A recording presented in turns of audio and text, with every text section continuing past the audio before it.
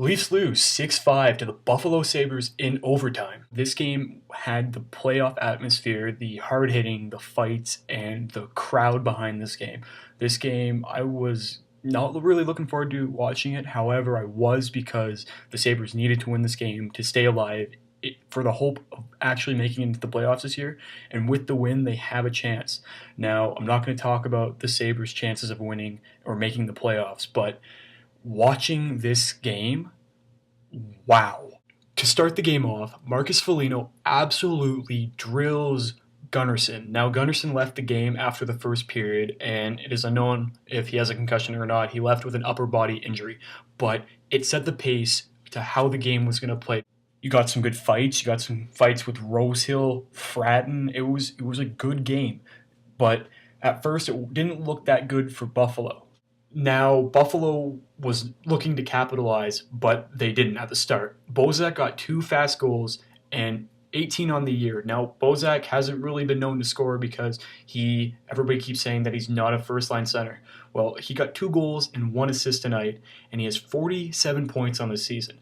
Now, everybody is ripping on him, saying the Leafs need a top center, but Kessel, and Lupul together have been a solid line, and if Lupul stayed healthy, this line could have done great things. To sum up the first period, Fratton gets his 8th goal of the season, and it's 3-0. However, in the second period, Buffalo comes back. Tyler Ennis gets his 15th goal of the season, and Alexander Sulzer gets his 2nd of the season. So at this point, you're saying, well, it's 3-2 Toronto.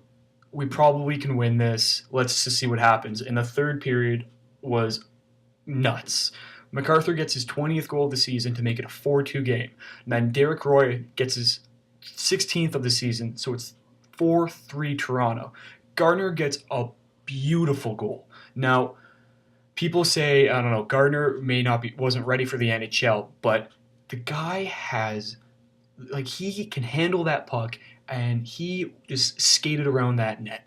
And what happened? Magic, pure magic. So Gardner nets his 6th of the year, and at this point you're saying, bye-bye Buffalo, they're not making the playoffs. It's 5-3 Toronto with about 10 minutes left.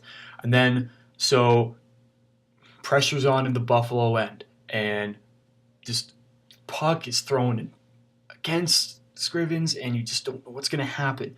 And it looks to be that Scrivens makes a beautiful save.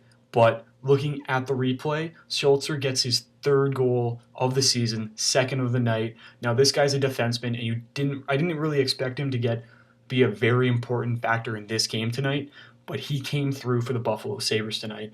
Now, I was happy if the Leafs lost, but I didn't want them to lose on greasy terms. And to tie the game, I have never, in my entire life, seen a goal this greasy. Do you know what? I'm just going to call it a dust. It was a dust goal. I swear, it went on for like 30 seconds. Everybody just was like throwing themselves on the ice. Komisarek had his hand down on some guy's face, pushing him into the ice. Scrivens is just shifting around everywhere, looking for the puck. And you're looking at it from the overview, and you're going, I can't see the puck. Where is this ref seeing the puck?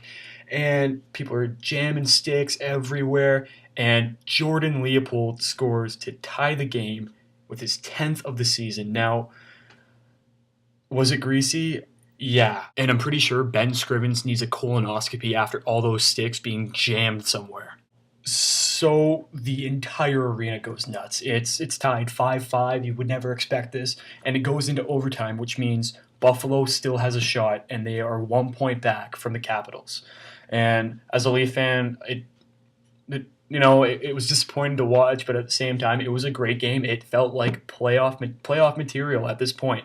And Phaneuf, terrible play, just throws it right out, and he gets a delay of game penalty. And to sum it all up, Derek Roy gets his 17th goal of the season, 2nd of the night, and wins it for Buffalo. Now, Buffalo is tied with Washington, same amount of games played, and they can make the playoffs. It really matters on what's going to happen through these next 2 games, but it's going to be very interesting. The Leafs record at the moment is 34-36-10, and they have 78 points. Right now, statistically wise, they are drafting 6th. Can it change? Yeah, it can change, but will it? We don't know. So Is Mikhail Grigranko a possibility still? Possibly. So at this point, you don't know what's going to happen. I'm hoping they go deep, go farther down into the draft, so they were able to draft a higher class player, but it really depends in the next couple of days. Congratulations to Phil Kessel, who has 81 points on the season.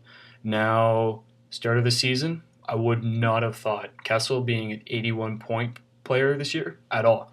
He's in the top 10 in points. It's pretty impressive. Uh, Definitely saying that Lupul was a big factor to that. And Bozak, too. I think this is a solid line.